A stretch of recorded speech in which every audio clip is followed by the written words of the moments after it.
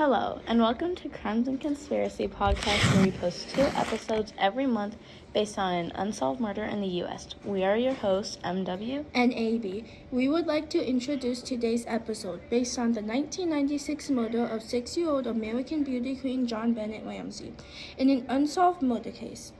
She was found strangled with a skull fracture in the basement of her Boulder, Colorado home on December 26th. Just hours after her mother reported a kidnapping and found a ransom note, her body was found. Early suspicion focused on her parents, John and Patsy Ramsey, due to the lack of forced entry and the unusual nature of the crime scene, which was heavily criticized as being mishandled and contaminated. Despite a jury voting to indicate the parents in 1999, the district attorney at the time dropped the case due to insignificant evidence. Another theory supported by investigators suggested an intruder. This theory gained attention with the discovery of a foreign male DNA on JonBenét's clothing. Advanced DNA testing in 2008 officially cleared the Ramsey family, but a false confession in 2006 by Jean-Marc Carr led to a brief arrest, but DNA evidence cleared him. This case remains an active investigation with the Boulder Police Department, which continues to pursue leads and apply new forensic technology, including genetic genealogy. Our cold case review team was confined in 2023. In addition to the information we already gave you, we're going to get more in-depth about exactly what happened. First, we're going to take a look at the ransom note. The ransom note reads, Mr. Ramsey, listen carefully. We are a group of individuals that represent a small foreign faction. We respect your business, but not the country that it serves. At this time, we have your daughter in our possession. She's safe and unharmed. If you want her to see 1997, you must follow our instructions to the letter. You will withdraw $118,000 from your bank account. $100,000 will be in $100 bills, and the remaining $18,000 will be in $20 bills. Make sure that you bring an adequate size attached to the bank. When you get home, you will put the money in a brown paper bag. I will call you between 8 and 10 a.m. tomorrow to instruct you on delivery. The delivery will be exhausting, so I advise you be well rested. If we monitor you getting the money early, we might call you early to arrange an earlier delivery of the money, and hence earlier pickup of your daughter. Any deviation of my instructions will result in immediate execution of your daughter. You will also be denied her remains for proper burial. 2 gentlemen are watching over your daughter, do not particularly like you, so I advise you to not provoke them. Speaking to anyone about your situation, such as police, FBI, and etc., will result in your daughter being beheaded. If we catch you talking to a stray dog, she dies. If you alert bank authority, she dies. If the money is in any way marked or tampered with, she dies. You will be scanned for electronic devices, and if any are found, she will die. You can try to deceive us, but we warned you. We are familiar with law enforcement countermeasures and tactics. You will stand a 99% chance of killing your daughter if you try to outsmart us. Follow our instructions and stand 100% chance of getting her back. You and your family are under consistent security, as well as authorities. Do not try and grow a brain, John. You are not the only fat cat around, so don't think that killing will be difficult. Don't underestimate us, John. Use that good southern common sense of yours. It's up to you, John. Victory. SBTC. based on what the ransom note reads, based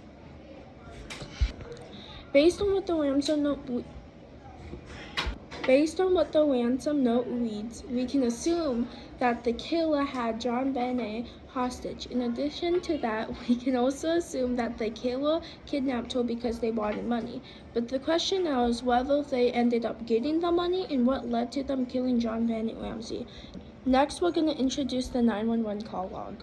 This happened just minutes after Patsy found the ransom note, even though it strictly said do not involve any authorities.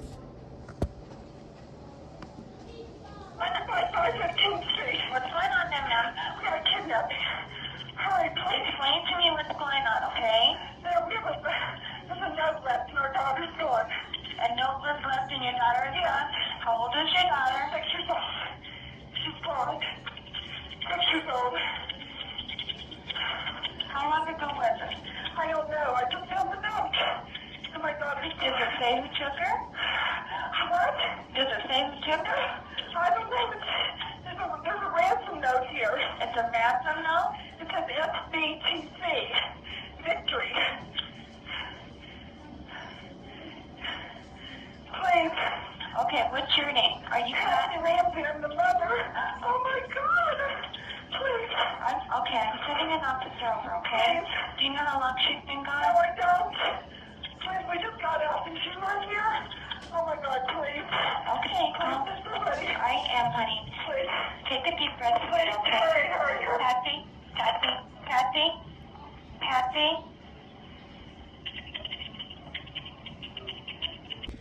The call log states how Patsy woke up to find her daughter missing and the ransom note. In addition to that, we could assume that JonBenét's father was not present during the time Patsy called, because there's no male voice heard or stated. After taking our time to present this evidence to you, we're going to go on and talk about our opinions on the case itself. So first I'm going to start with my opinion.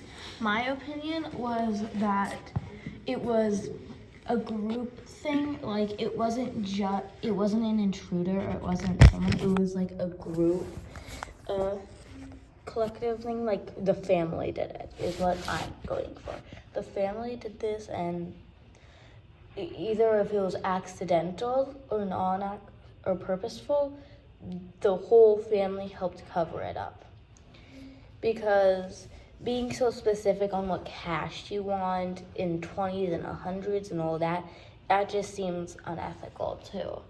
And Patsy reading the ransom note, that, by the way, experts say took around 27 minutes to write. It was on Patsy's notepaper and used by her pens in the kitchen. If you're a robber, you're not going to spend 27 minutes writing this ransom note if you're trying to get out of the house. Yeah. Plus, they did an interview on Patsy trying to see if this was the same, so they made Patsy write out the ransom note. What people found was that Patsy did uppercase A and lowercase a randomly. So did the ransom note. It just did that randomly, and most of it did match up to Patsy's handwriting. And also the ransom note did say specifically not to contact anybody about it. Yeah, and then exactly after she's like, I'm contacting this, which gives hints that she knew even if she didn't contact it, her daughter was dead already.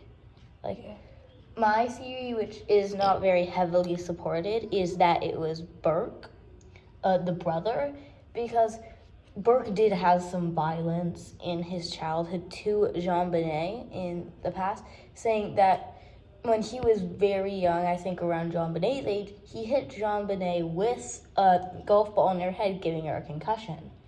And we know that JonBenet did also have head trauma, this was something Burke knew how to do easily. And it's not like there was something like, I don't think it was a knife that killed her, right? Was it strangulation? Yeah, she got strangled. So if you got knocked out, what, Bert was 10 at the time? Yeah. A 10-year-old kid could still strangle you. If you were knocked out, you can't do anything. Especially because even though he's 10, she's a lot littler than he is. Yeah, and she's just the girl that has had everything handed her because she's pageant queen and all that. How old is her brother? Well, was her brother? JonBenet, I believe, was her brother was 10 or 11 at the time. Yeah, then he very much could. Yeah. Okay, Angelica, you ready to go to your theory? 26, yeah. Okay. In my opinion, I personally think that it was a combination of her family and maybe a group of other individuals, because it says that like on the 911 call log you can see how her mom's panicking and like is scared, but then her body was also found 7 hours after she's been reported missing, which by then the mom already found the Ramsey note, which said not to contact anybody, and the mother still did. Also, if you're that concerned for your daughter, I feel like most people would search the house right away. So it just doesn't seem right to find a body after 7 hours. Yeah, and also, I was listening to the call log a bunch. It sounds very rehearsed. Like, we have a kidnapping. Like, if your daughter got kidnapped, you wouldn't say, we have a kidnapping. You'd say, my daughter has been kidnapped. It just sounds more rehearsed than legitimate. And also originally the police suspected that Patsy, her mother, wrote the ransom note, because the ransom note shows that like there was capitalized and non-capitalized A's in random words and places that don't need to be capitalized. And when they had Patsy write it, she also used the same kind of handwriting. And in a statement written by like police departments and the family and witnesses and stuff, it shows that it states that the appearance of her body looked like it had been staged by Patsy and her husband because of the way the daughter was like positioned and the way everything just turned out to be. It doesn't seem like it was a kidnapping. It seems like more like it could have been like the father or mother could have paid somebody to do it because there was no DNA linked to them, so they could have paid somebody else to do it, so like the DNA doesn't trace back to them and stuff, but it's just unethical with the way everything turned out. And also, like if you got hit in the head, you wouldn't be lying there very peacefully covered in a white thing. That's staged, obviously. Like, it might have been the kidnapper, but if you don't really care about this, if you don't have any connections to this kid, why would you make their death site look pretty? Why would you make sure their eyes are closed and their heads covered by a blanket? It just doesn't make sense if it was not staged or if it was just happened in the moment. It feels like it had to be staged on some sort. After a little bit, a new DA took over the investigation from the police and came to the conclusion that like an intruder committed the killing, but that still doesn't necessarily mean the family didn't have anything to do with it or be involved with it. There were also suggestions of sexual abuse. How the police had handled the investigation and accused various members of the Ramsey family. Ramsey family members did end up filing for defamation suits against several media organizations. The crime is still considered a cold case, and yet it still remains an open investigation, with the Boulder Police Department with annual updates published on the police department website itself.